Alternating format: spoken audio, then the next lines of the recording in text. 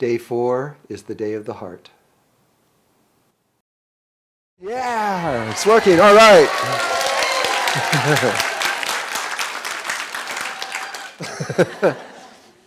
Okay, here we go. The day of the heart. Finally, we made it. It's day 4.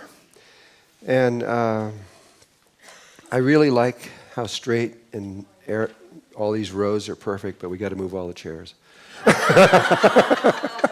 In a minute, in just a second. We're going to begin with a dance. It's called a Sufi dance, and it's about a 700-year-old dance.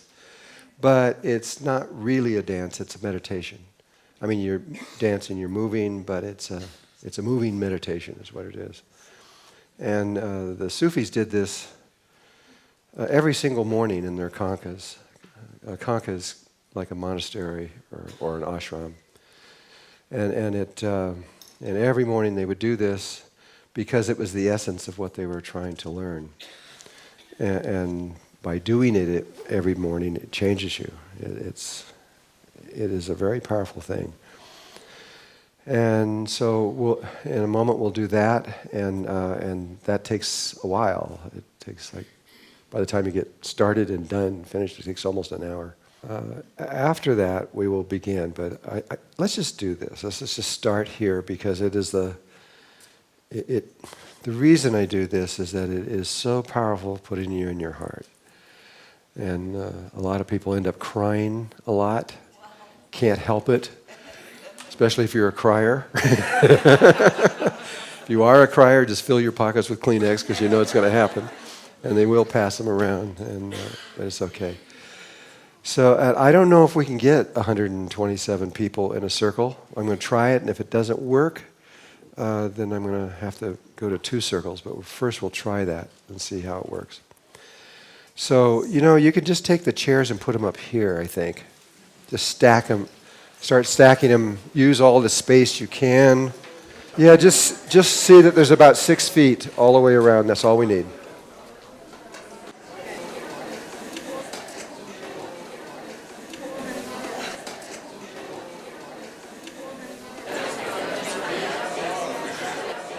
Okay. Here's what we're going to do. This is faster if I just do it, because I've tried it before, and if you guys do it, it takes twice as long. I'm going to just say, you're number 1, you're number 2, and number 2 comes into the inner circle and face them that way. So you're 1, and you're 2, and you're 1, and you're 2, and 1, and 2, 1, and 2, 1, and 2, 1, and 2. Okay, we are even again. We're a very even group. Okay, now try to space yourselves so that you have room. I mean, it goes left or right. Does everybody have a partner? Say yes.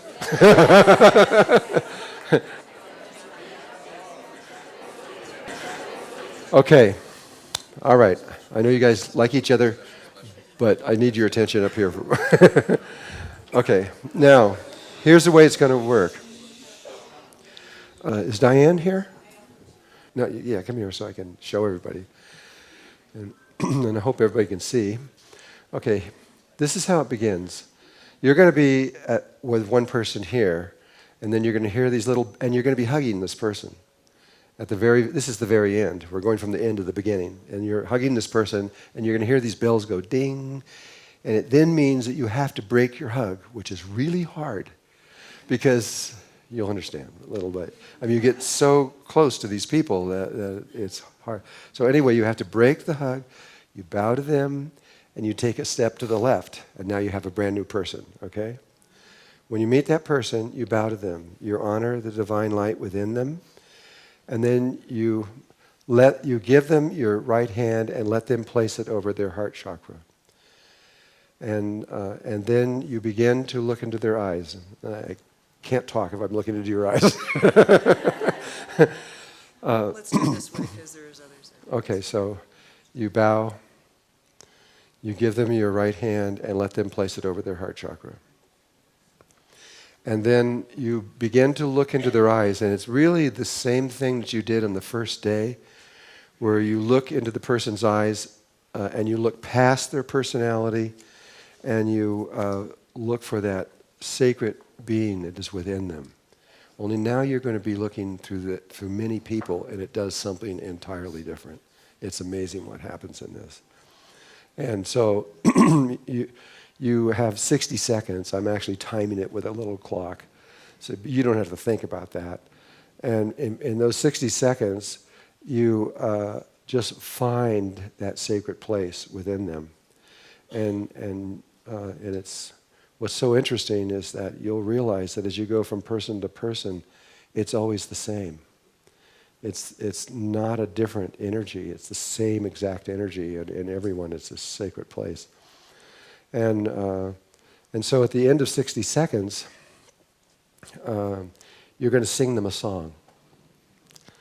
And the words of the song are, "You are my beloved, I open my heart to you." But you're not opening to the ego or to the personality. You're opening your heart to that sacred being within them. Okay? It's really different than it's not just a person. You're really going straight to the source. And so you sing them a song, "You are my beloved, I open my heart to you." And it goes like this. You are my beloved, I open my heart to you. And you're holding, you have their hand on your heart and your hand on their heart. And so what you do is when you open your heart, you feel your love go down your arm and into their heart. And you feel their love come back from them to you. And you feel this connection. We hold that for 20 seconds.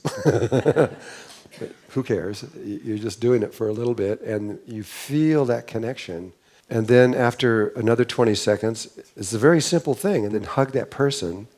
They'll just say hug, and you just give them a hug, and that's also for 20 seconds. And then after that, you'll hear the bells, and you have to break the hug. It's really hard to break this hug sometimes, because you've just connected with a sacred being, and you can feel it. Where's the Kleenex? Diane will distribute this. You can have 1 or 2 boxes. If you know you're going to cry, just go ahead and do it. If you think you even might want to cry, do it. When you need it, you need it. Now this is important. This was traditionally always done in absolute silence. It's a meditation. It's actually in the physical heart. It's inside the physical heart. The chakra is connected directly to it. There's a direct relationship between the heart chakra and the tiny space in the heart, but it is not exactly the same. We got to sing the song, so you know it. So I'll sing it one more time, and then you go after that.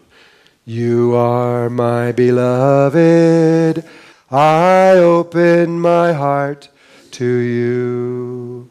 Okay, let's all do it. You are my beloved, I open my heart to you. You just sing it one time, that's all. And then you actually feel the love go down and you feel it come back. And I'll lead you all the way through. I'll lead you through it for at least 2 or 3 times, and then after that you'll get it. You'll know what to do. Okay, now turn it around. Here we go. Go ahead and start the music. Okay, close your eyes first and remember your Merkaba and the flow of energy coming into your heart chakra. Remember the angel from the first day. Feel her or him. Feel that angel within you and all around you.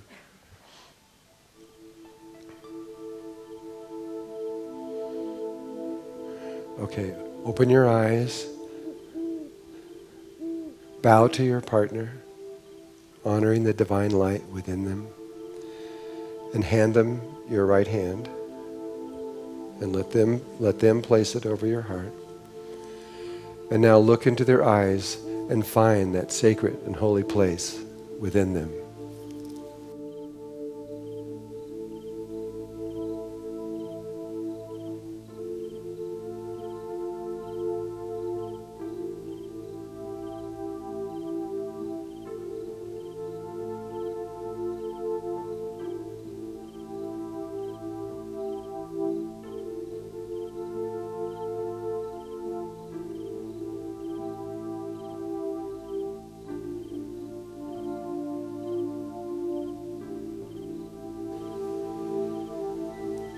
in the song. You are my beloved. I open my heart to you.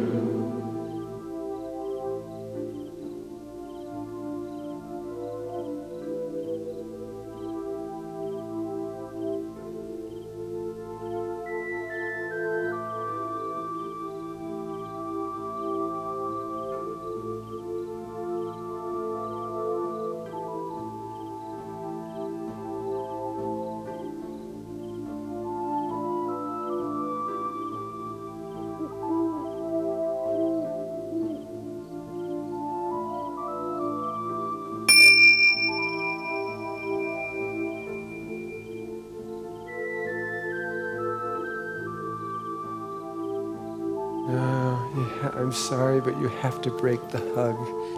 You have to move.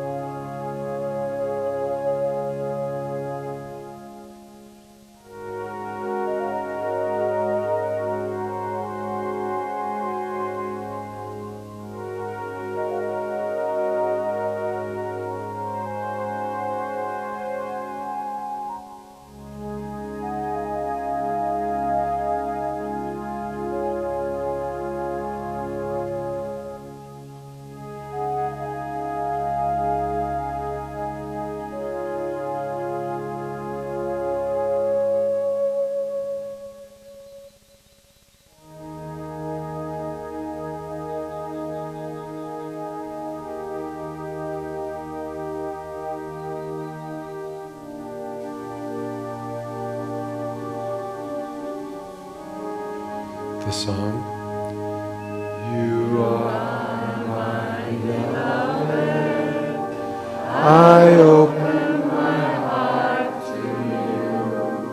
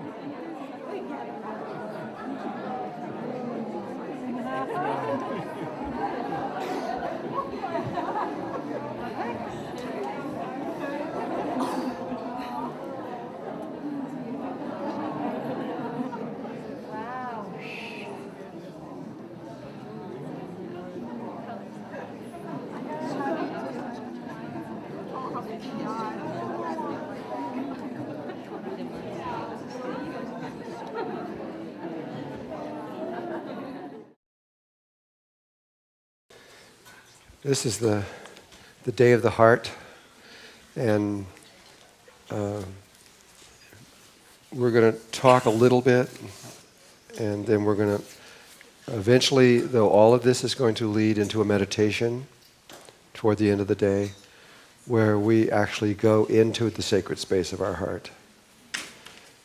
Can I see how many people feel that they know how and they've been into their sacred space of their heart?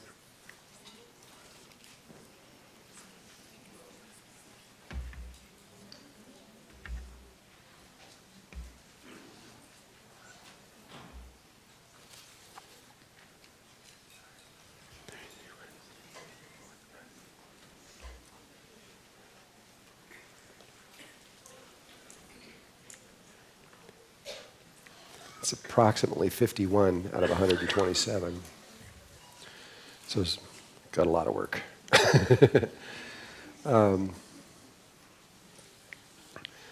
We probably will get most people before the end of the day. And there'll be a few of you that still won't be able to get in. I don't want to program that, but there'll probably be a few. And it's okay. A lot of times when you get home and you're in the safety of your own place and you can repeat what's done, then you find you can do it. And but there is a thing, which is the emotional trauma. And I'll just talk about that just for a second. If you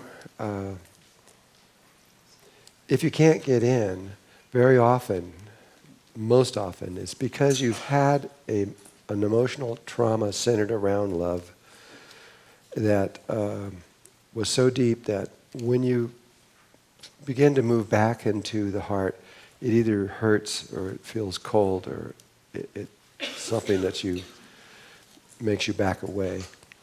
And what I've discovered is if you're brave enough and if you can go through it, you're fine once you get in there. Everything's okay.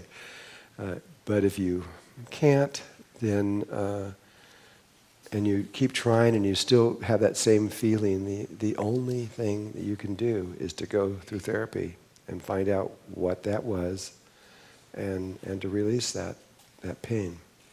Then it's easy. But there is another thing, and which is not having to do with trauma at all, but having to do with there is a specific vibration that must be within you. We'll talk about this later. It has to do with the way that you connect with the outer reality. And you have to do this in a certain kind of way, and if you don't, you're wasting your time. But we will clearly explain what it is, what you have to do to get that vibration within you. But so often people hear it, they do it here, and then they go home and they didn't think it was important and they just forget it. But when I get to that point, I'll be very clear on that, because it is another one of the reasons why if you don't follow one of the instructions, there's nothing you can do. It doesn't matter what you do, you can't get in. But we'll work with that when we get to there. But there is a in your physical heart, there is a tiny little place. It's so small that I don't know if you could actually see it. It's so little. And science has been trying to find it, especially Heart Math at Stanford has been spending years working on this. They know the vibration. They actually have an instrument that you can buy. You can push your finger on the button, and if you're in your heart, it'll say so, and if you're not, it gives you a red light or a green light. And it tells you if you're in or not. It's a very specific frequency. It's actually more than a frequency, it's a waveform. And it's a very beautiful waveform when you see it on a screen. And that is science is slowly getting there. They've never been able to figure out, and they know it's true, they've never been able to figure out how it's related to the pineal gland. And I don't know where that stuff, this is it here? Might as well put this over here. there's a relationship between this and the heart, and they know that for sure because of their experiments, but they have never been able to figure out, at least I haven't talked to them for 2 or 3 years, so I don't know for sure, but they've never been able to figure out what it is, and they've checked every single possible electrical connection within the body, and they can't find it. The reason, I believe, is because it's not in the body. It's external to the body. And we'll explain that too once we understand what we're having to say. There's a lot of information around the heart that is kind of important to know. You don't have to know it to do this, especially if you're entering the heart from a female way.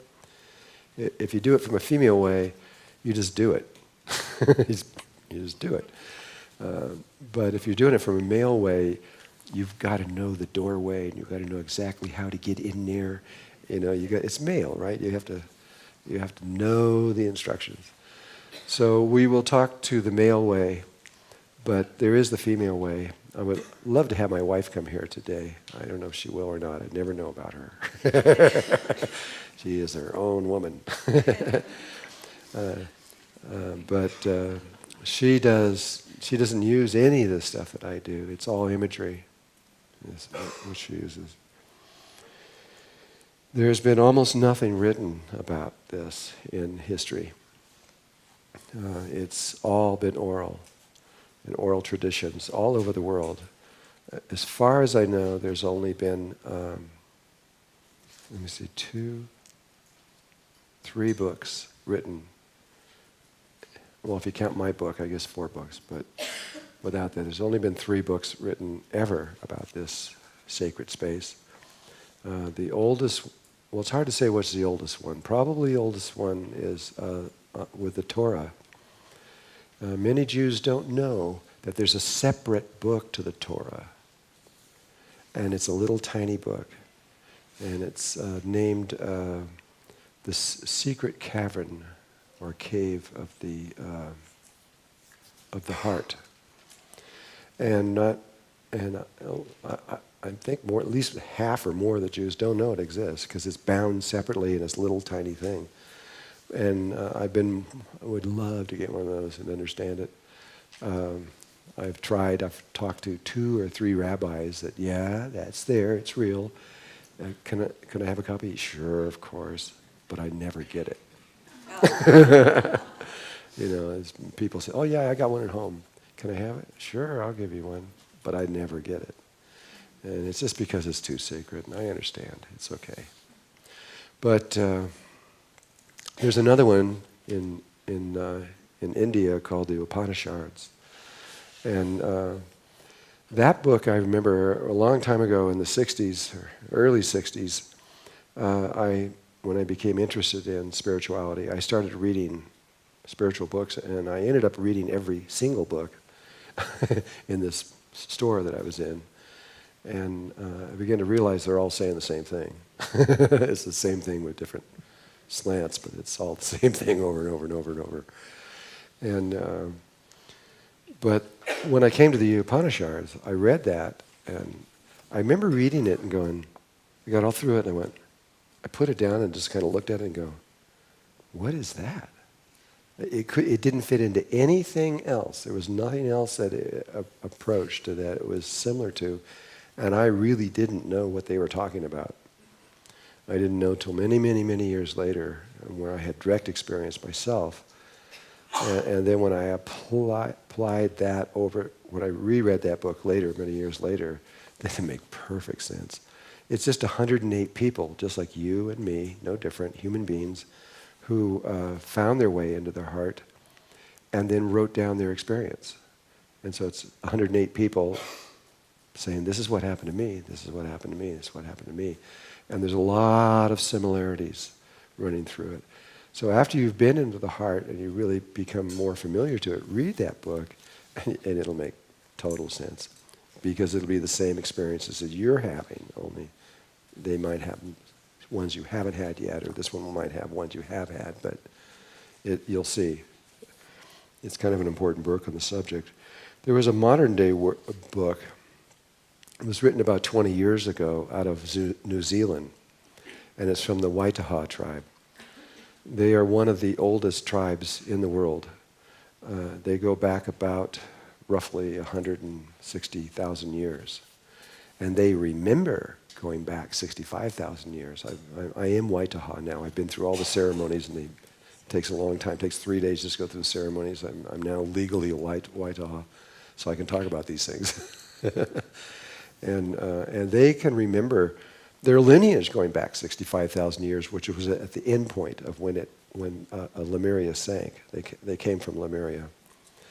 And they, in their ceremonies, the elders can repeat their entire names of all their lineage. It takes days. And especially since the names are from here to the wall. I mean, we have little names, they have long names.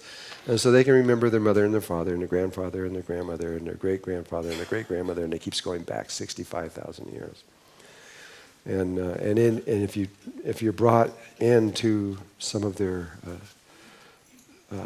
sacred temples, you can see on the walls all their memories, if you can read it.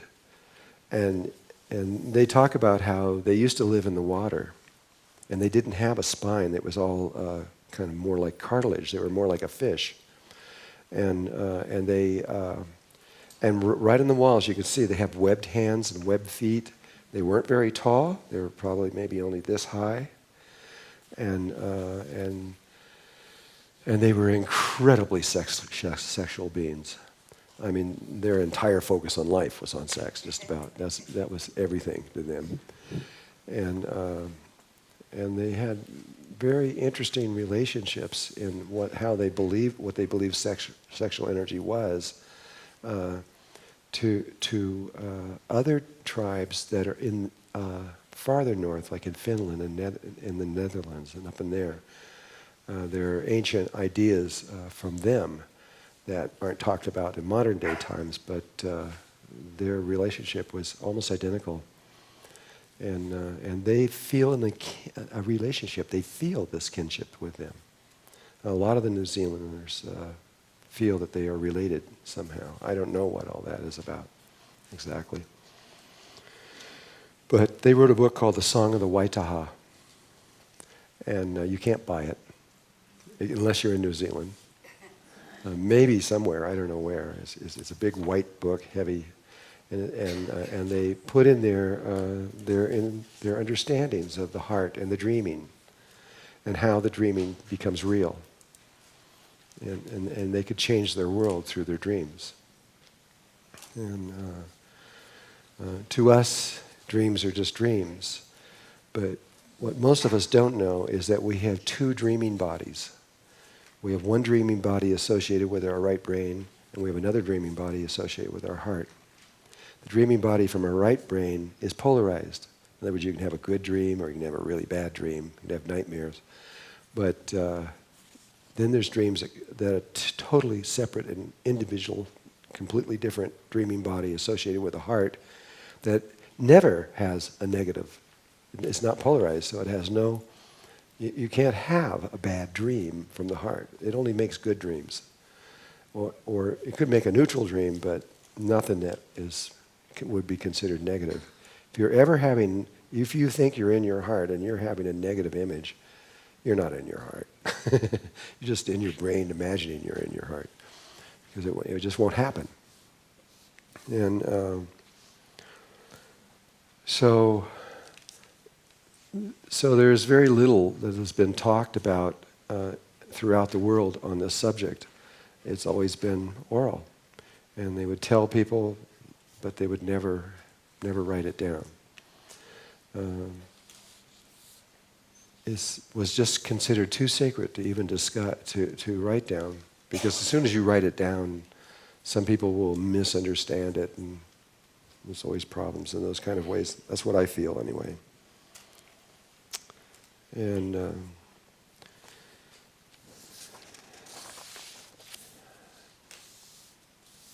so we talked about the ascension being just a movement from the brain back to the heart again, and really, after all the study I've had on this in my whole life, it's really all it is. It's that simple. You can make it complex. You could say, okay, ascension is spaceships coming down and getting on, and they take you into other dimensions and all these kinds of ideas with like the Ashtar command and on and on and on. But really, really, really, it is just returning back to the heart. When we fell, we came up here, and we're just going back there. And once you're there, that's it. It's it. It's really simple without any, even if you're still completely in your human body and you're on your job and you're doing everything else like that, ascension has reached its most important point as soon as you return back to the heart. Because the heart will lead you through everything else, but it will bring you back. If there is a spaceship involved, it will come to you, whatever it is, but you don't have to do anything after that. Once you've found that, all the rest of it is automatic. It's easy. Now, I've received this information primarily from indigenous people, because they're the only ones that remember what this is. The indigenous world, the industrial world, regardless of the color of your skin or where you're from or what your religion is, if you're involved in the if you're living with televisions and cars and this industrial world, and you've accepted it into your life, most of us have completely forgotten the heart. We don't even know we have one. And where I find the truth is out in the jungles and in these high deserts and places where there's indigenous people that are still living this truth. It's so amazing. Just like right now, we were hugging each other and everything, and you were beginning to feel what it's like to be in a tribe. Because in a tribe, there's no, a lot of the tribes have been corrupted. Like the relationship between the Navajo and the Hopi here in Arizona, there's been lots of trauma that have happened to them. But when you get out in places where they've completely isolated from the world, it's a different thing altogether. Once they allow you into the tribe, you're just like with a bunch of children. They're so easy. Their hearts just leap over to you, and it's beautiful. We don't get those kind of experiences very much. You had a little bit of it just a few minutes ago. But just imagine in your entire world living like that, where everybody loves everybody and there's hardly any problems at all. Occasionally, but not much. And so that's where I found it. In fact, it was the Kogi and the Arawakos in Colombia that really did it for me. I was beginning to understand it a little bit before that, but it wasn't until I met them that I really began to understand the nature of what we were talking about. I had no idea.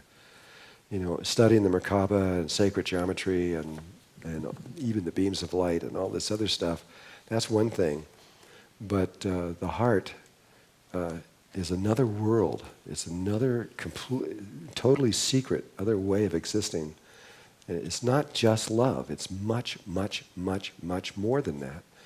And so communicating that to the industrial world, it's not easy because you can't make a straightforward translation. There's no words you can use. I'm going to try to use a few, but it all comes down to experience. It's experiential. It's touch. It's feel. It's feeling it. You can't talk about it. You can talk about it forever, but it doesn't do anything until you actually get into the actual experience of what the heart is.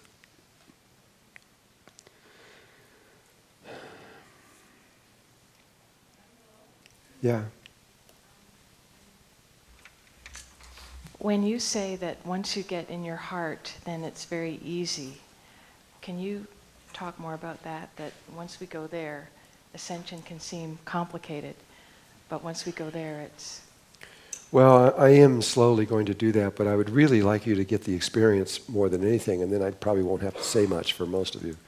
But ascension comes down to, and this is what the Mayans and Hopi and a lot of, and the Kogi, the Wakos, all of them are saying, even the Zulu in Africa and the Waitaha, the Maori, and the Kunu, I think almost all tribes will agree with this, is that it's so simple, it's too simple for me to tell you right now.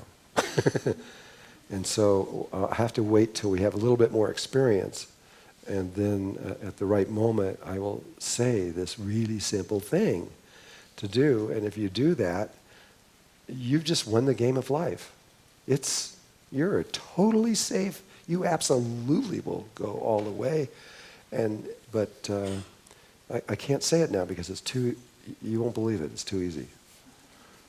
And so we have to go a little bit further. I want to talk about darkness.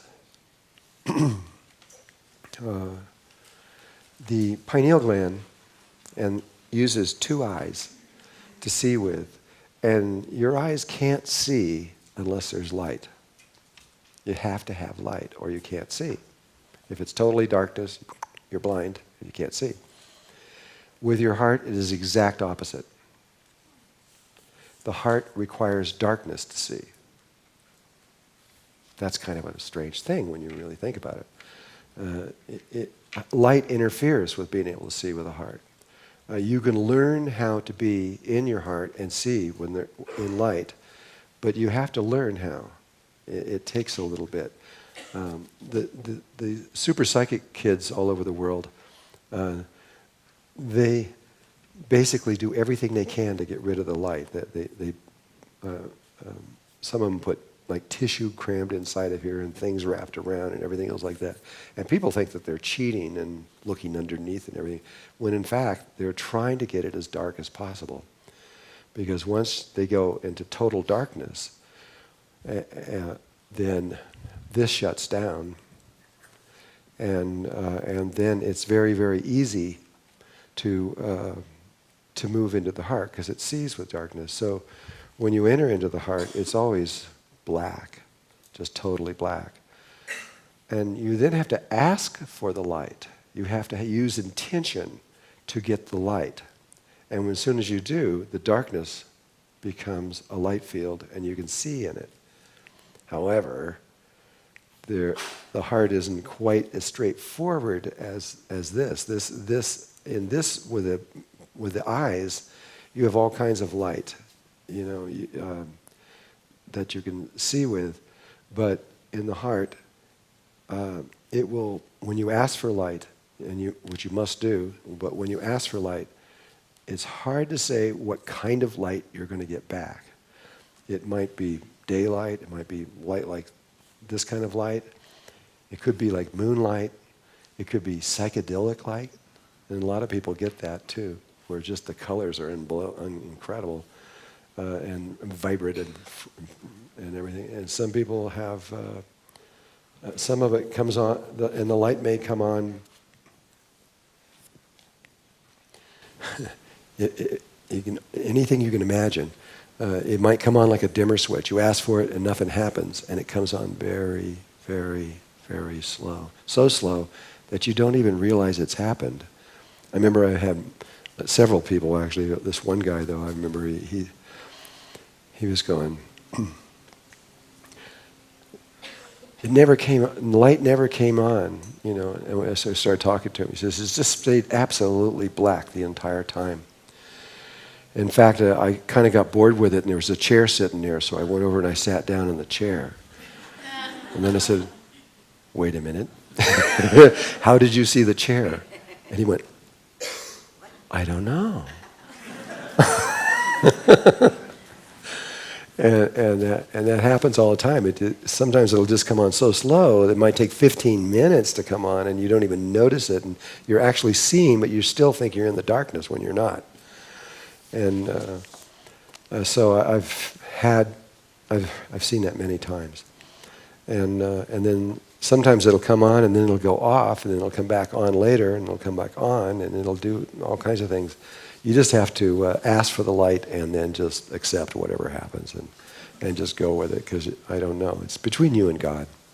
And God will give you the source of life literally, well, it's everywhere, but the source of life is very vibrant and can communicate with you totally in the sacred space of the heart.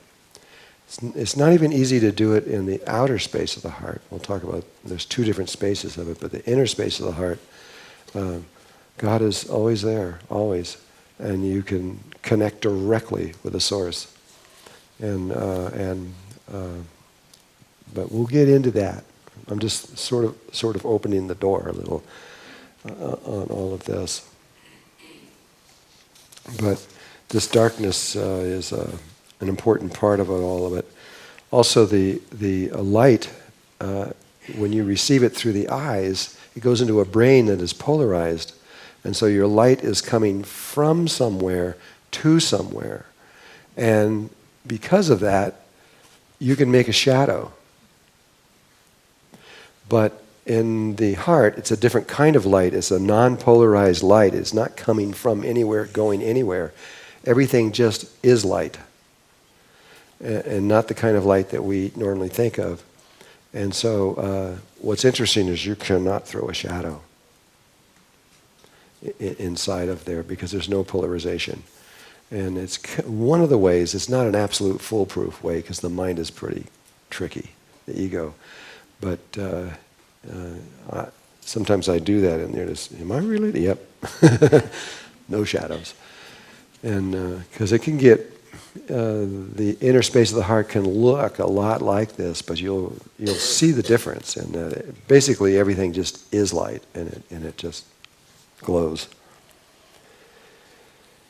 And so this is why, the primary reason why we've given you the blindfolds is so that they're kind of an essential tool, because if you're sitting here like this, and even if there's just a little, even like an exit sign in there, it affects the being able to shut down the brain and making it easier to get into the heart. But once you've done it, once you know how to do it, and you go back and forth a few times, then you can get to the place where you're doing what I'm doing right now, is where I'm totally in the brain, but not in the way most people are in their brain. I'm in my heart. I'm actually sitting cross-legged right now in some sand, in a little place, and that's where my essence is. But I've learned how to be there and also look through here also. It took me a while to do that one. But we'll slowly get there. Now, I know I've written, how many people have not read the book Living in the Heart? 1, 2, 3, 4, 5. A few of you. Well, most of you have read all this stuff and you can go into it, but basically I was led through this. Now I'll just give you a real quick sense of the history of this. Basically, I was meditating, doing the Merkaba meditation, because I thought that's all there was in the beginning. I didn't know there was more to this. I didn't have any idea of all this stuff we're starting to talk about then. But I would do the meditation, which usually takes about 4.5 minutes for most people, or 5 minutes. And then I would go for usually a half an hour, 45 minutes longer. I would just sit in the energy and feel it. And one day, I was just sitting there meditating in the darkness and just feeling the flow of energy, and then bam, like a light switch, I was inside of a cave. And you know, we wrote about it in the book. But it was the weirdest feeling, because I was in my body, and I couldn't figure out what happened.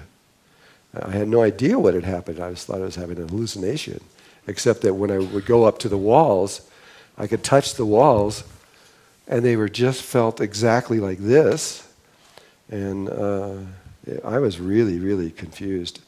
And I remember walking around and looking at things and going, what is going on? What is happening to me? And then as quickly as I came, I'm sitting back in my body, meditating again. I remember getting out of that thinking, that was a very weird experience.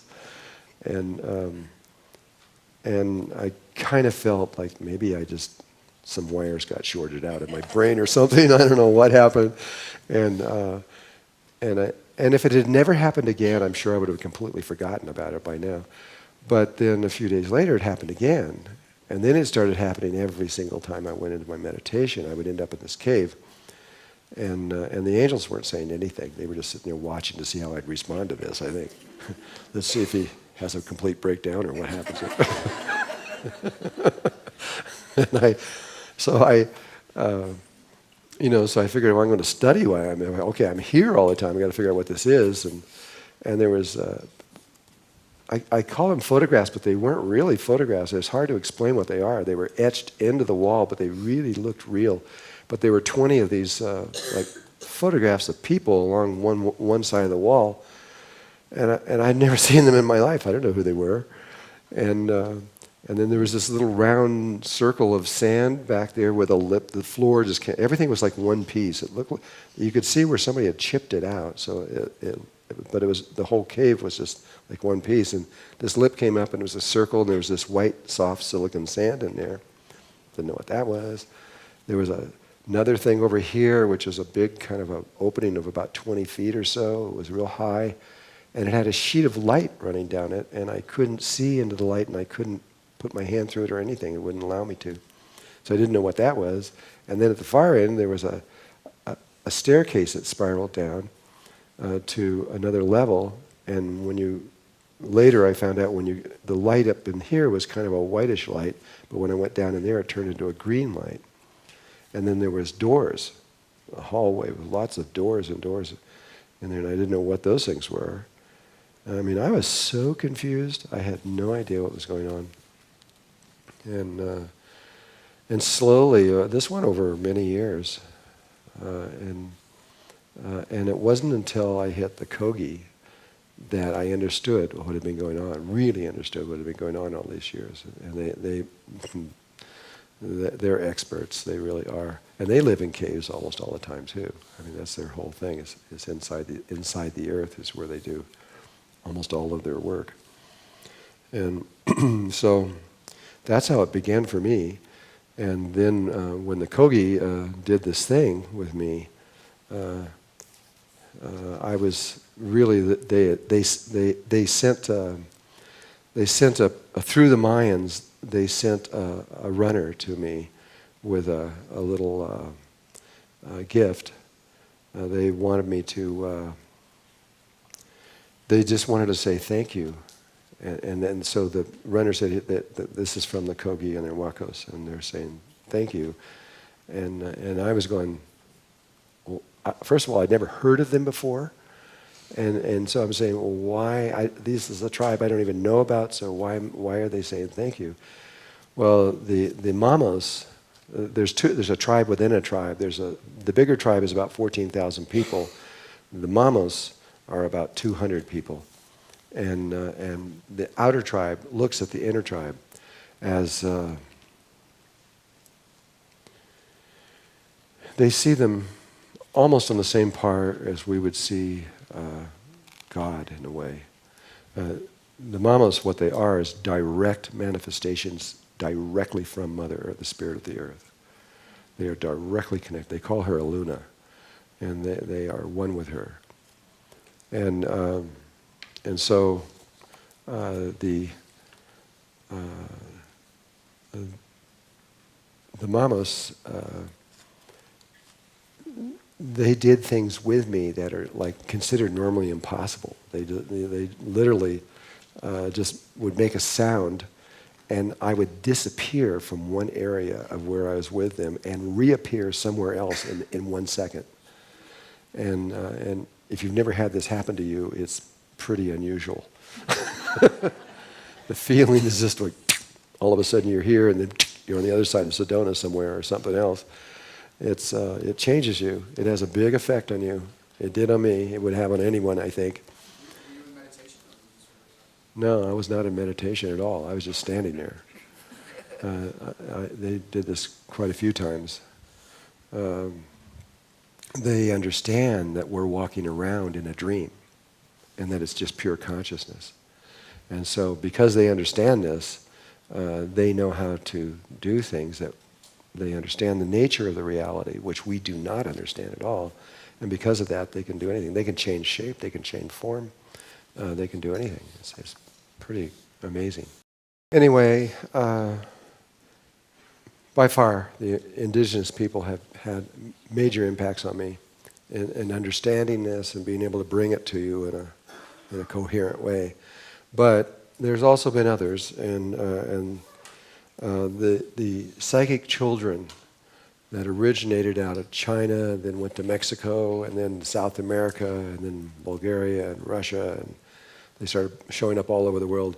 These children have also blown my mind, and that's all they do, is they just go into total darkness, go into their heart, and in your heart is the Akashic records of all life everywhere. We mentioned that before, but they can read it and see it.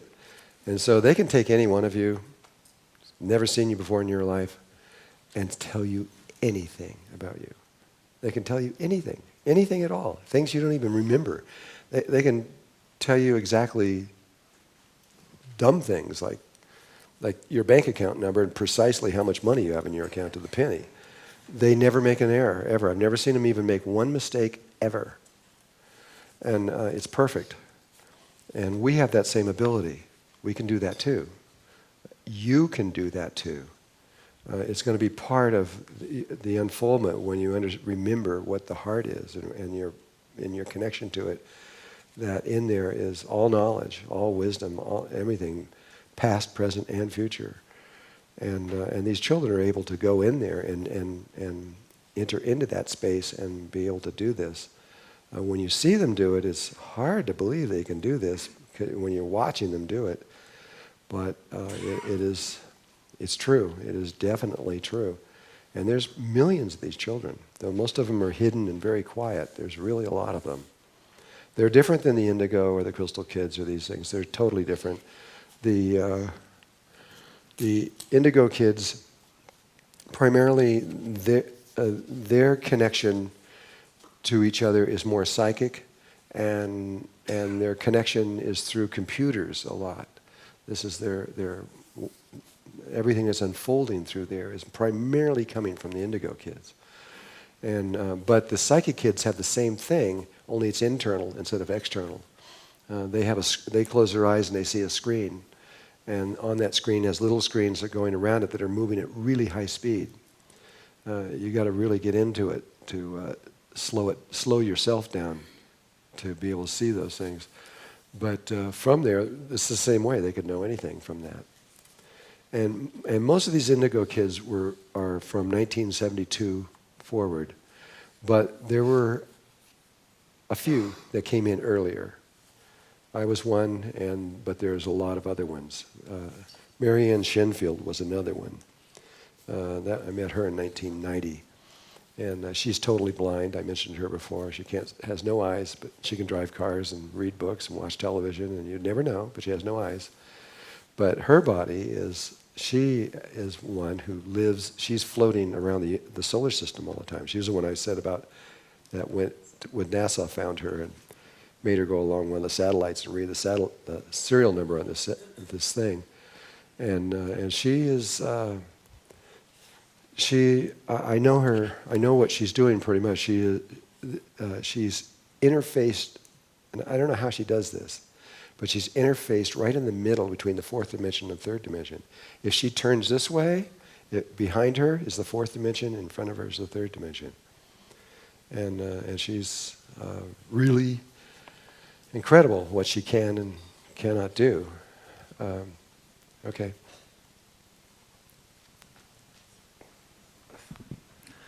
The indigo kids and the super psychic kids, they are from humanity or from extraterrestrial origin? There may be exceptions that come from humanity, that have died and come back as an indigo kid, but almost all of them are from space. And not just space, but other dimensions. They're from much higher consciousness. Thank you.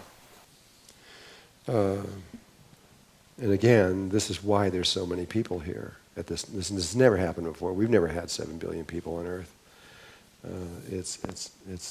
They're coming from everywhere. They want to be here. But there were many. I mean, I could go on and on and on. I'll tell this story about Oscar Mendoza because it was not in the book. But I did mention Inga Bardor. She was one of the super psychic kids, which her and my wife are really close. They're always talking all the time. She just talked a couple of weeks ago. Inga is one of the Mexican super psychic kids that we did that video on, Through the Eyes of a Child, where before 600 people in Denver, she was blindfolded and was able to read with her hands and her feet and show all these different kinds of things. I wanted her to float like a big heavy rock around the room, which she can do easily. And her mentor was there and her mother was there, and they just freaked out. You can't do that. You will not do that. Because their worry was that when Inga went back to Mexico, anybody doing psychic things like that are considered evil in Mexico. I mean, and they'll kill you. And so she was seeing with her hands and feet. They weren't too worried about that, but they were really concerned about doing something obvious, like floating a rock around the room. So it never happened. It's too bad. But we were one time mentioned in the book about these two guys, and one of them, when she was she was sitting, and she was blindfolded, and she was looking at photographs and telling what was in the photographs. Does you guys remember that? Okay.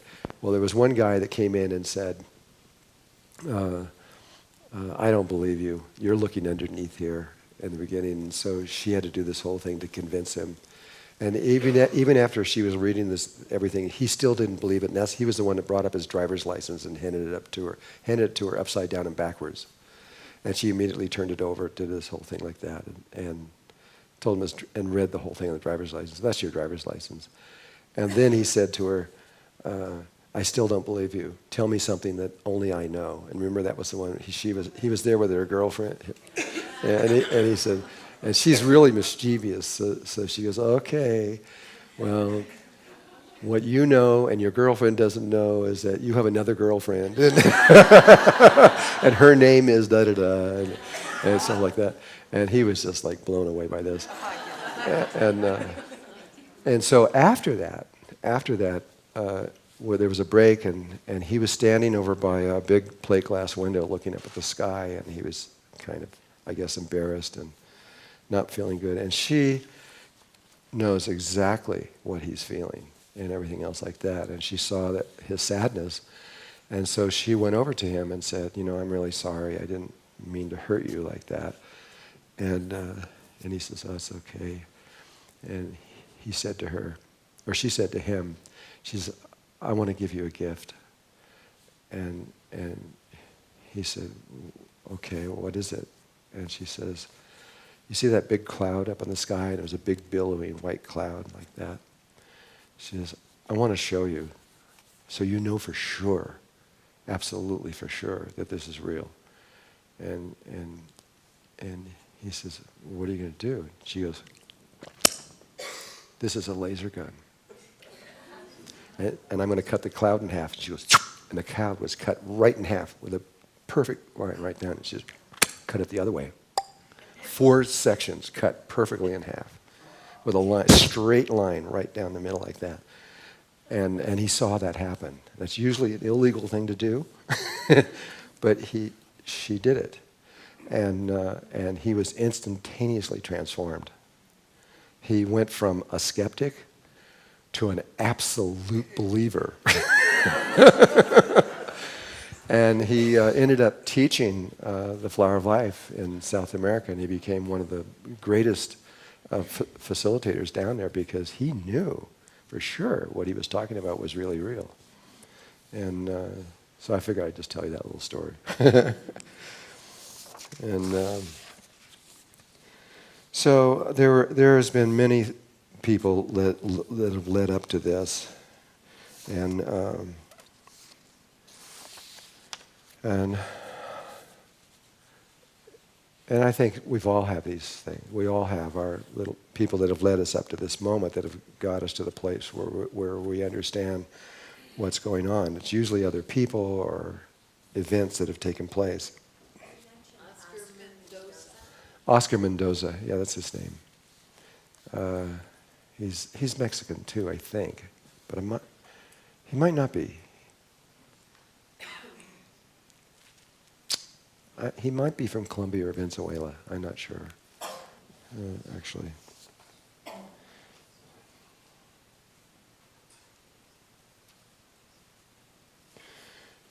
There's another thing associated with that's different between the heart and the body, and I mentioned this once before, but I do want to say it clearly again, and that is the emotional body. You have a different dream state. The brain has one kind of dream state, heart has another one. You have an emotional body, that the brain has one emotional body, and everything is always polarized with the brain, and so you have emotions that are love, hate, relationships of everything, and then you have a completely different emotional body in the heart. And I mentioned that when you talk about unconditional love, that's the only place where there's unconditional love. There's never, ever unconditional love in the brain. If all you got to do is just find the thing that really offends the brain or the ego, and that person will stop their love for someone. It really is conditional from the brain.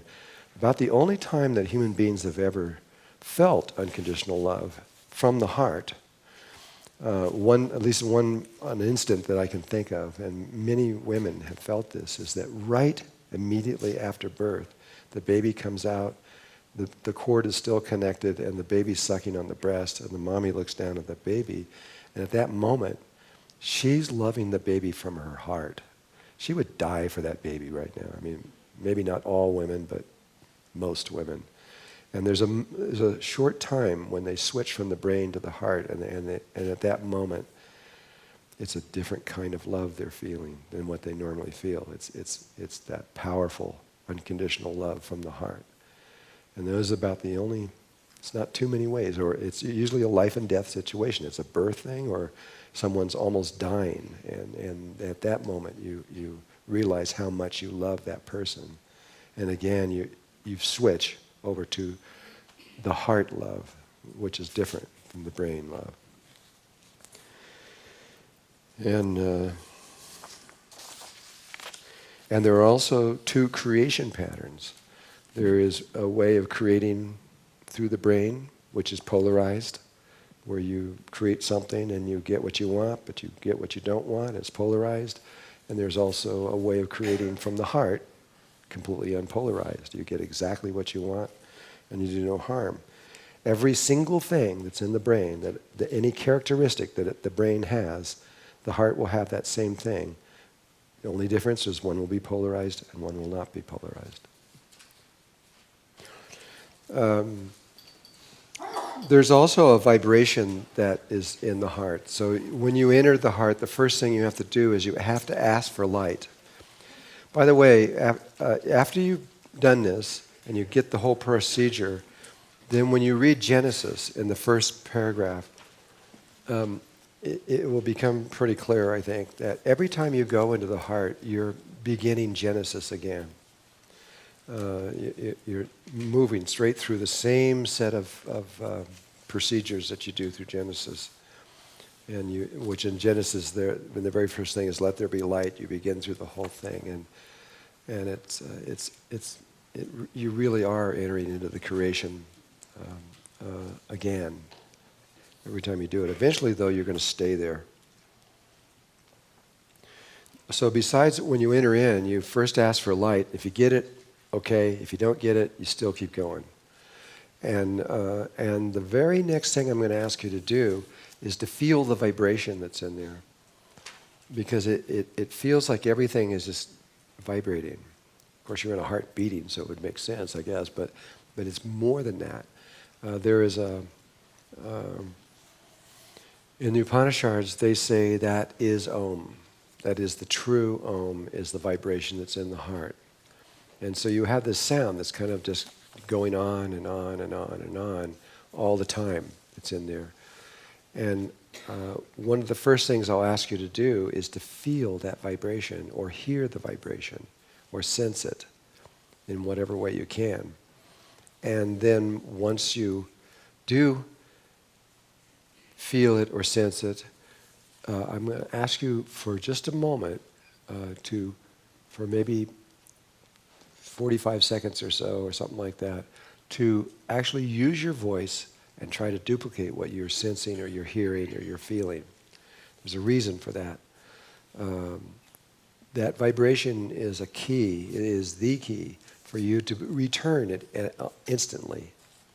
All you have to do is feel the vibration, and you're right back there again. And so in the beginning, we're going to use different methods of getting into there. But once you're in there and you know where it is and you know what it is, if you can remember the vibration or feel the vibration, you can use that to pull yourself directly back into it. You look at a kogi and they'll be sitting there talking with words, and then they'll just close their eyes and they're instantly back there, and they'll be communicating telepathically with everyone. And so they go back and forth. If there was someone that they know can't do telepathy, they'll talk to you. If they think you can, they'll just talk to you from within their heart. And I was just recently when I was there.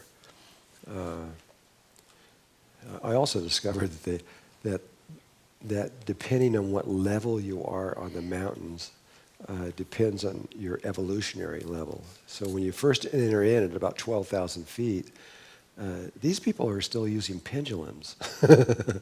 They're still learning. Even though they might be old, they're still kind of learning. And you go up just 1,000 feet more, and it's a totally another, they're all telepathic from there on in. And I remember I lived with them for about 2 weeks. And they gave me a grass hut, and you sleep in a hammock and all this kind of stuff. And they even let me come into the Niue, which is a big building about this big, with 4 fires, one for each of the 4 tribes. And in there, it's extremely intimate, the way they all lie together and everything, and people talk, and they're sharing their thoughts and their feelings about everything that's going on. And after about a week or so, they brought me up higher into the mountains. Anyway, there's a bridge there that they seal off. It goes across this big river, and I actually was on that bridge. But they took me up higher into the mountains, into this mountain that was surrounded by mountains. So I was like a mountain, and then the big mountains all the way around it. And I had to meet one of the primary mamos there. And he was just sitting on the edge of a cliff and looking out over the cliff, and he never turned around, because it doesn't matter to them whether they're facing you or not, because they can communicate and see as well. And so I was there with this mamos that was 120 years old. I could barely keep up with him. I mean, he was basically at a slow run at 12,000 feet to 13,500 feet, and he's 120 years old. And he looks like he's 60, and which is like a kid to them. And so he was guarding me. He was my guardian, and he brought me up there, and he made me sit on a rock. When they have meetings, they call them convenings. They convene, and they only convene when they're on rocks, because rocks are alive to them. They're living people. And that's where they go. So we're on these big rock formation on the top of this little mountain. And the rock came like that, and it came up higher. And he made me sit with my back up against this rock. He says, just find a place that's comfortable. So I did. I found it. And then he sat right next to me. And he says, the mama says, the other one's going to call all the other mamas. Well, nobody did anything. Actually, on the way up there, we had a Spanish guy that was coming with us, and he was on a cell phone. I couldn't imagine there'd even be towers there or somewhere, but he could talk on the cell phone. And the other man here he started laughing, and he picks up a rock, and he goes, I got a cell phone.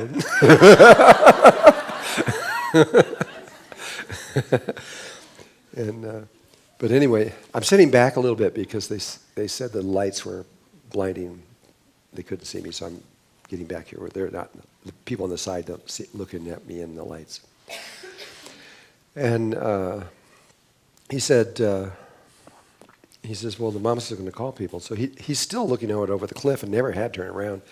And so he doesn't move, doesn't do anything, and within just a few minutes, from every single peak and from every single place, all these people started coming down the side of the mountains.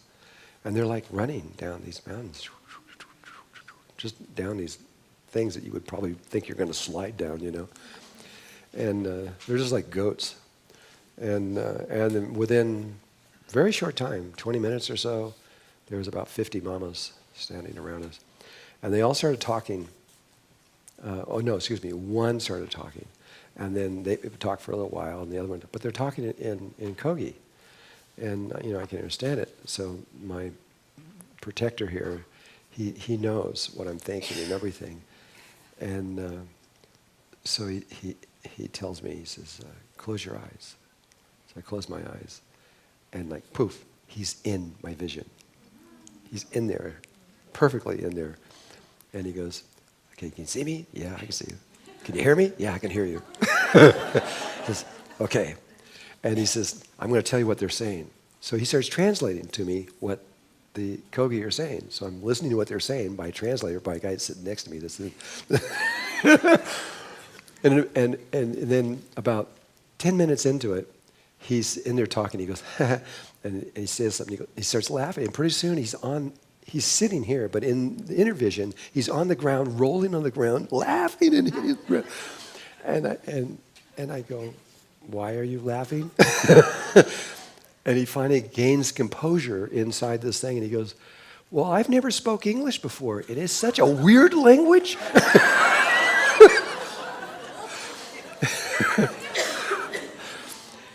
He says, it feels funny.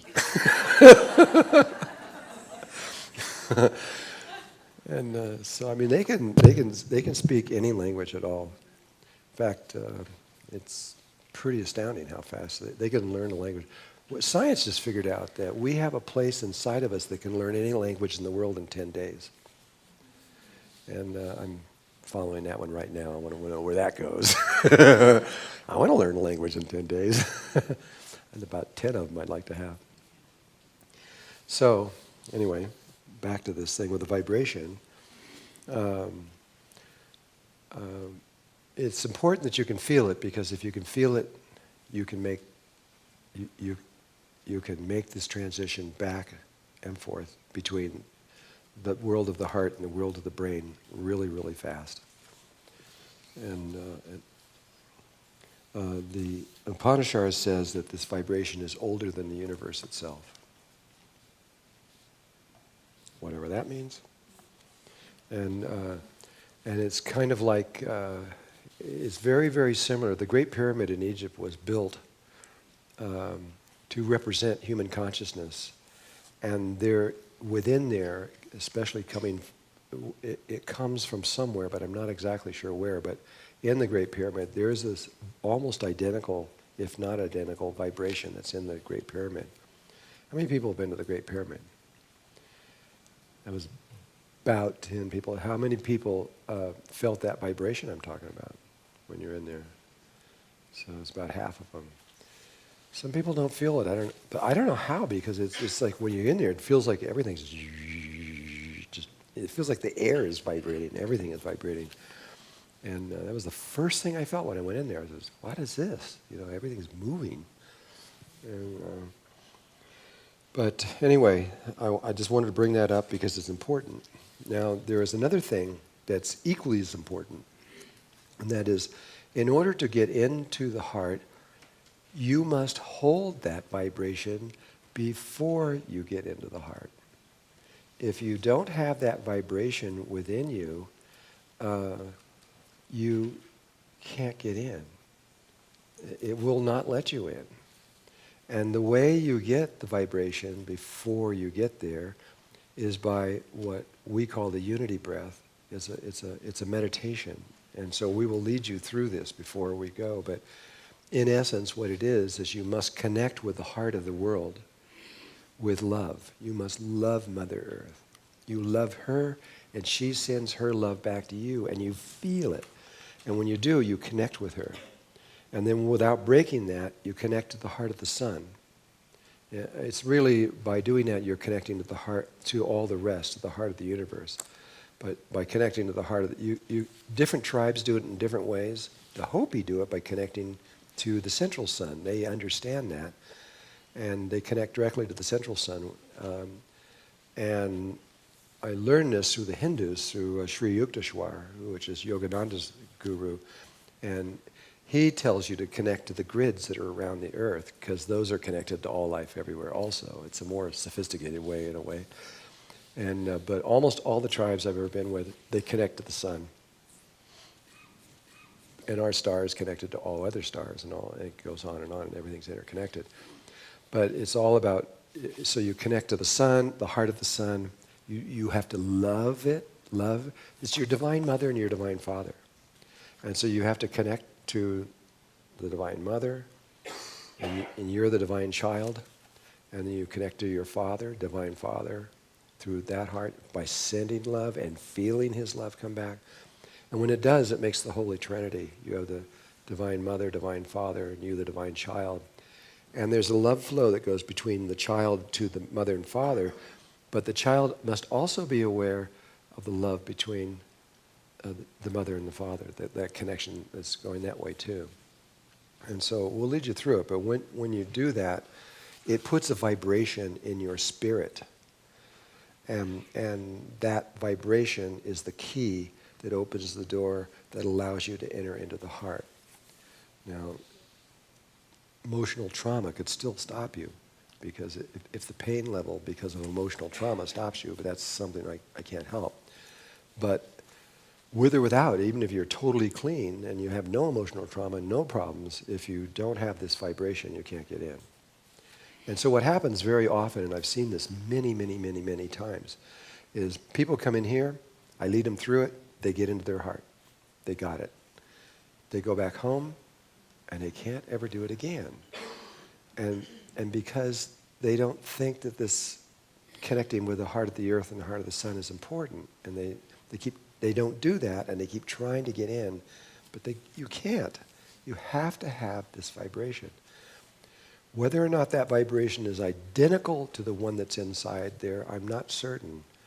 But if it isn't, it's an overtone, or it's connected, or it's in harmony with it, or it is identical. I'm not really sure.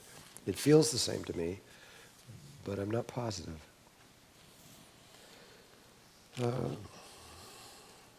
So when we get to that place,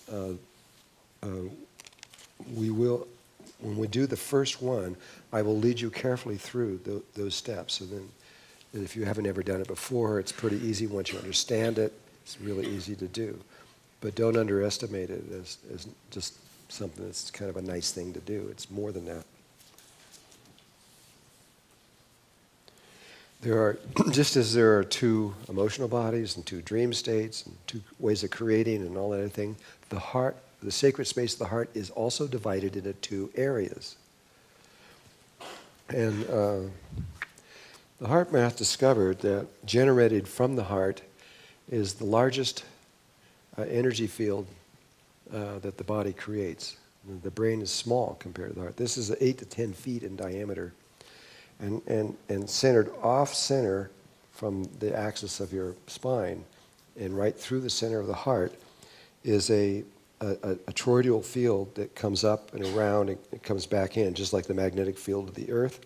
And there is one big one and a smaller one inside. Those proportions are very important, what they've discovered, and they're identical to what you see up here.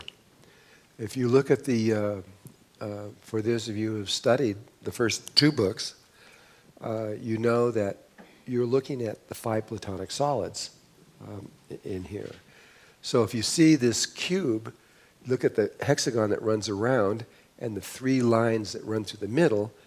If you look at only those lines, you see a cube on an edge view. So you're looking at it like this is the cube. but you're looking at it like that. And so these lines and these lines come together and they form 3 lines. So does everybody see what I'm talking about? Okay, but then in here farther is another one, another cube. There's a cube within a cube. And that's true with all of them. Here's the star tetrahedron in here.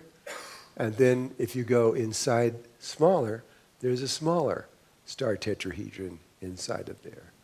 And it goes through all the 5 platonic solids. Each one has a big one and a little one. And it's kind of related to the male and female thing, where males are bigger and females are smaller. And but there is always this relationship. And so it's not only in sacred geometry, but it's also in the actual way that the heart configures the original place of creation. So when you enter into your heart space, you always enter into the external space first. So when you first walk in or move into that space, you're not in the sacred space. It is all sacred, but they call this little tiny place the Upanishads keep referring to it as just the tiny space of the heart. But it's more sacred. And so you first enter into the external space, which has, relative to it, there is a size relationship. But once you're in that external space can appear to you as infinite. It can actually appear to you as the universe itself, and very, very, very often will. But you have to learn how to find the tiny space. And when I say tiny, it's usually not much bigger around than this. It's usually a very small little place somewhere. However, its appearance could be anything. It could be a cave, it could be a little house, it could be a room, it could be a spaceship, it could be anything at all. It could be anything, it could be a temple. But it is always really small relative to the big one outside.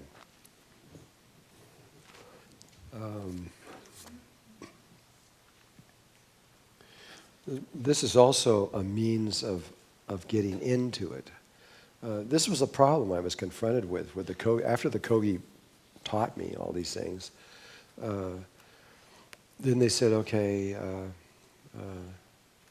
there was a point where they didn't think that we could be taught this. And they really only wanted me to work with animals in the beginning. So I worked with only animals in the first part, with horses and all kinds of animals.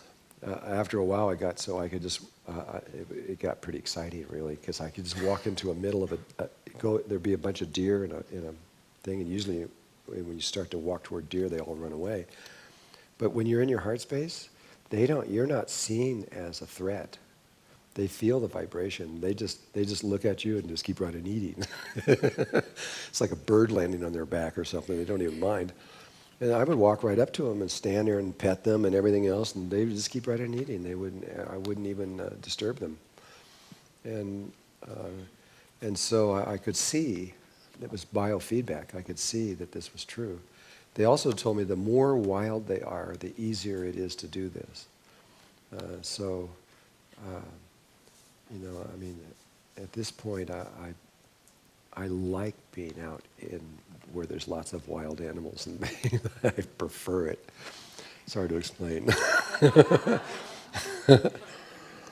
I remember one time I was in Paraguay, and I was just into this whole thing with animals and stuff, and somebody says, "Well, could you show us?" And so I went out, but they don't have any animals anywhere. There's not even cows there. I couldn't find anything hardly, at least where I was in Paraguay. There was just nothing. And I was sitting there, and this big frog, this frog was like that big. Was my animal. And I just dropped into the heart, and this little sound came out of me, and that frog went bloom, bloom. And he went, bloom, bloom, bloom, bloom, bloom, bloom. Right up to me and looked up at me. And I got down really low in it. And I was right down like this and looking into its eyes. And we started making sounds together and all this stuff. And these people were watching me. and then I was at a break. And I had to go back. And I says, don't go away. I'll be right back. And he says, okay. And I go in there. I was in there 2 or 3 hours. I come back and it's still sitting there. Hadn't moved. And it's really, it changes your relationship to all of life. It just completely changes it. And I mean, remember in the Bible when it talks about the Tower of Babel, that it states clearly that before the Tower of Babel, there was one language in the world. And that one language we could talk to each other with, and we could speak with the animals with the same language. And I'm convinced that this is what it is. You can speak to any life form, and even ETs understand this language. It's a language that comes from the heart. It's what the Kogis says. It's a language that has no words. In other words, it's a sound that does not mean something. It's a sound that creates an image in you, and that's what they mean. And so the same sound can create many different images depending on what your heart is putting with it. And it's very, for those of you that know Palladian, it is Palladian. Palladian people use that language when they talk, and it's how they communicate with each other. Anyway, slowly getting there. I mean, you need to know all these little things. Otherwise, when we say, okay, let's do it, you go, let's do what, you know? Where are we going?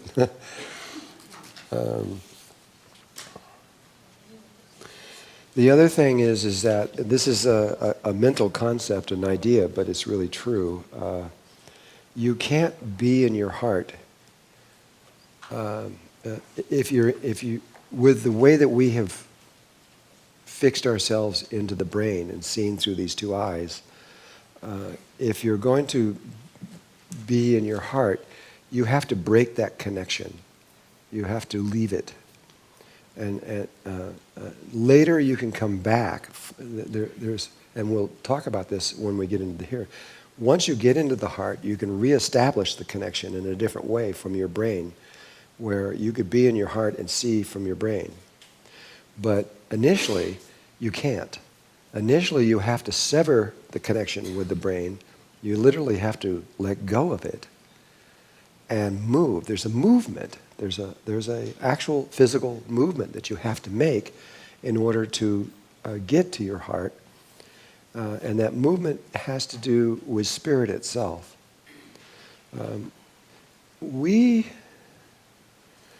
Most people think that they are their bodies. But you're not your body. Your body is more like a coat you've put on. And spirit can drop that body and take another body any time it wants to. It isn't something that is, you're not this. Spirit is you're separate from that. I think almost everybody here understands that, but a lot of people in the world don't understand that. They think they are their body. And you... spirit, just talking about spirit itself, there's great spirit. There's one spirit that moves through all life everywhere, of which we are intimately connected to. But great spirit has also done all kinds of things to create different kinds of experiences. And so our spirit is really, we can think of it as coming like a piece of the Great Spirit. It's much more than that, but we are actually Great Spirit experiencing humanness. But Spirit has an ability that isn't quite understood here on Earth, and that is that spirit could either be infinite or finite. Literally, you can be the entire universe and all levels of existence simultaneously now. And there are lots of people that have done that and are doing it at this moment. And then spirit can also be finite. It could be a piece of it could be a galaxy or a planet or a sun or an animal or a human being or an atom or anything else. When it is finite, when it's infinite, it has no center. There is no place, excuse me, there's no place that you could say, this is the center, because it's everywhere. But the moment it chooses to become finite, whatever it is, if it's a planet, then the center is in the exact center. If it's a human being, it's interesting, human beings are able to move their center around. And so we can go through this in a moment, maybe we will. Most people are centered in their pineal chakra. But there are other possibilities. You can also be centered in your heart. You could be centered in your liver. You could be... Carlos Castaneda is centered over his right shoulder, I believe it is, out here, about that far away, not even in his body. A lot of people are centered out here in front of themselves, and they know this. So, just for example, how many people know that they're centered somewhere not in their body? Is anybody? One, and only one person? Where are you centered? It varies. It varies? You move it around? It seems that, it definitely zips in and out. But where are you now? I'm here, I'm definitely cognizant. One thing that definitely strung a chord with me just now is you said that there could be one intelligence in multiple people. And sometimes I look at myself almost like a LimeWire or a Napster program where like multiple things might be able to utilize me, so. Yeah. Well, yeah, there are whole planets where every single person on that planet is a cell in a larger consciousness. And they're just the same way that we have cells in our body, and they're all connected together to create us. Right. And all of us are connected on other levels of existence with other parts of ourselves. But I'm really only referring right now to just this body and where they're centered. In the last workshop, I had about 7 or 8 people, and they were centered in different places around their bodies. And then when you go inside the body and say where you're centered, okay, inside the body, is anybody centered in some other place other than the heart or the brain? Well, you guys are boring.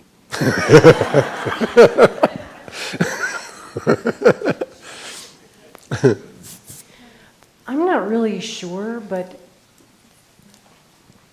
when I first started to wake up, it's like I would leave my brain, and I would think, but I would be somewhere else. It's almost like I would come out here and be something of an observer of myself. Is that what you're talking about? Because I really couldn't identify. I was actually going to ask you about it. Where am I going when something just shifts? I'm not looking through my eyes anymore. I'm out here. Well, there's really a near infinite well, I guess it actually is mathematically infinite of where you could be. Usually, though, you're always inside of your Merkaba field, which the whole Merkaba field is just a giant sphere. You may see the stuff inside of it and everything, but it's just a huge sphere, about 55 or 60 feet in diameter. And usually when people are centered, they're inside that sphere somewhere. But is it something that you can look at, and can you see where they are? No, that's Is it something you really, can I identify? don't know if you could perceive that. Maybe, I guess you could somehow. I don't know how to do it. I just know that after talking to lots and lots and lots of people, I know that they're not all centered. I know that most people are centered in their heads, and that's the sensation, is that you're looking out of your eyes, and this is kind of more going on here than anywhere else. And maybe when you're in sexual energy, it's different. That your attention changes and your centering changes a lot on that. It depends on your chakra system of where you're focused too. A lot of things. But anyway, I don't think I'm going to be able to get to what I'm really trying to say here. Anyway, to just state it, that people can be, when you're finite, you have a center, and that center can be moved around. And we're in just a little bit, we're going to move your center around. You've maybe never moved your center around before, but any minute it's going to happen. We're going to do some exercises where you're going to move your center around. Once you start moving your center around, it's pretty interesting, because your view of the reality can change. And when it does change, you can start doing things that you normally wouldn't allow yourself to do. I'm going to get about, probably, I usually do, I'll get about 30% of the people in here will be able to see with their hands pretty soon. You'll actually be able to look around the room with your hand as soon as you move your center off. The sound of water is also always connected to the heart. The heart always, there's certain things that are in the heart consistently, and one of them is water, and usually moving water, and or deep pools of water that when you dive into it, you come out into other worlds and things like this. And so you have the sound of water. And the other thing that is consistent, in fact, you really can't escape it, and that is the stars. There's always a place where you might wake up and you look in and you find that the external place of your heart is a temple, say a pyramid, and there's rooms in there. So you're going through all these different rooms, and you're indoors all the time when you're going through your heart space. But then you'll come over and you'll see a window, and you go over the window. There's the stars. The stars are always in the heart. The Upanishad, those 108 people, when you read each one of them, almost every one of them talks about how there's stars in the heart. In fact,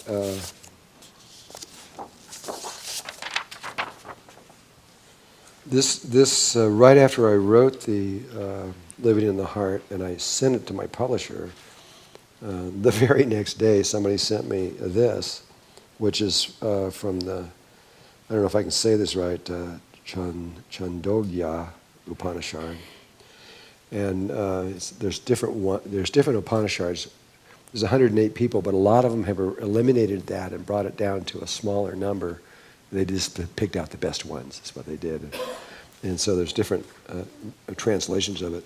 But this is what it says. It says, and this was in the book, but most people read it and don't really think about it, so I'm going to say it again. It says, if someone says to you, quote, in the fortified city of the imperishable, our body, there is a lotus, and in this lotus, a tiny space.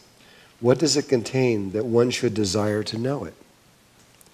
You must reply, as vast as this space without is, the tiny space within your heart.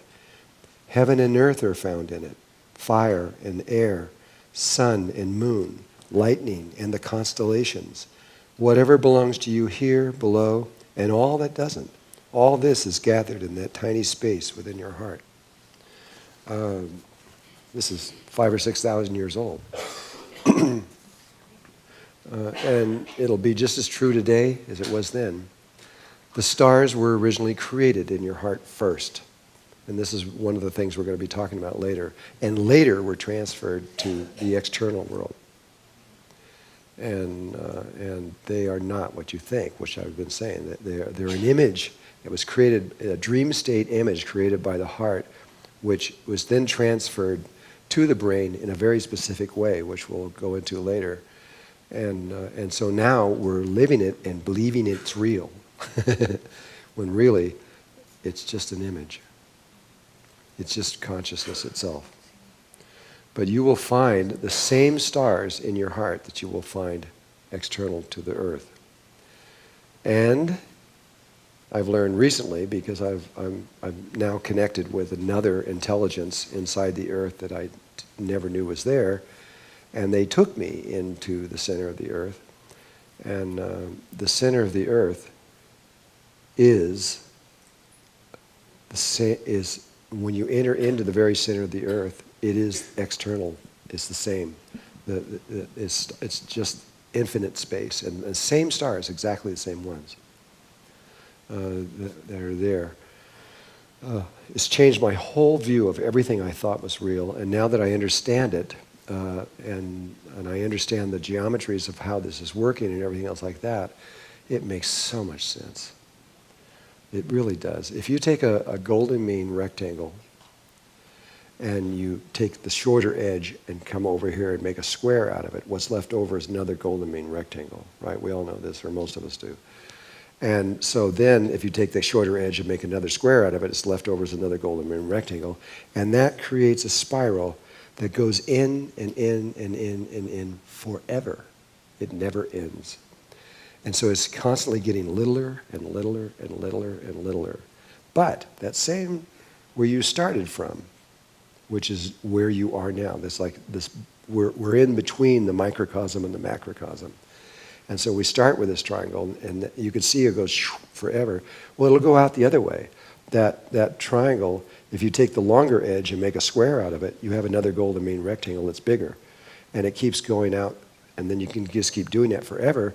And now that same spiral that went in forever will now spiral outwards forever, getting bigger and bigger and bigger. This one getting infinitely big, the other one getting infinitely small. And that is the nature of our reality. You can go inside the moon, any star, any galaxy, the earth, or anywhere else, and when you go to the center, you will be in the same stars that you were at external.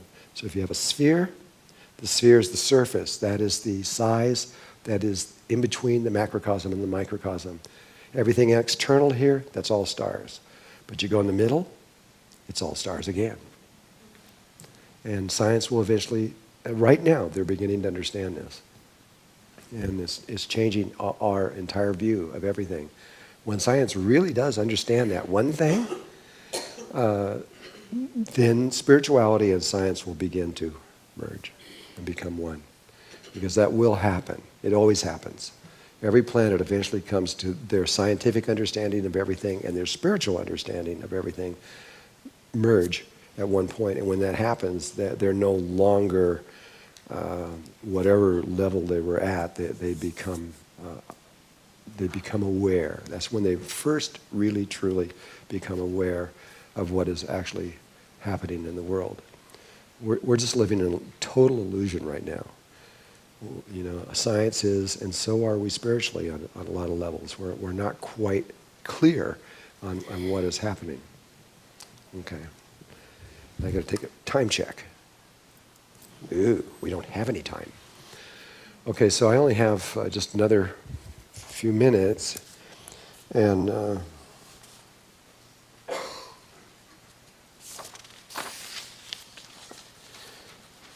it's perfect. It's perfect. Okay, this is, I couldn't have done this any better if I had tried. This is where we start going into the sensory aspect of things. So I've pretty much told you everything you need to know on a mental level. Now we need to start doing it on a physical, tactile level, or an emotional level. So I think we can just stop right here and go to lunch, and we'll come back at 2:30. And when we do, we're going to. Have you ever danced in the dark? We're going to do dancing with your blindfolds on.